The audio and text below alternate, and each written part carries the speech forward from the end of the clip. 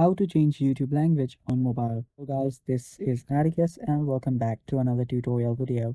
In today's video, I'll teach you guys how you can change your YouTube language on your mobile. So let's get started. First, let's check if the YouTube has an option to change the language. First, open up your YouTube, go to the U section on the bottom right and go to the settings on the top right. Now under here, you won't find any option that will help you change your language. Let's go to the general section.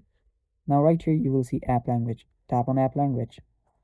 Now as you can see it will redirect you to the settings of your mobile phone. Now under here check if there is a language setting. Now there is, so go to the preferred language section and from here you can select any language that you want. So just tap on a language and then go back to your YouTube. Now after you go back to your YouTube, it will relaunch and you will find out that the language has been changed. So that is basically how you change your YouTube language on your mobile.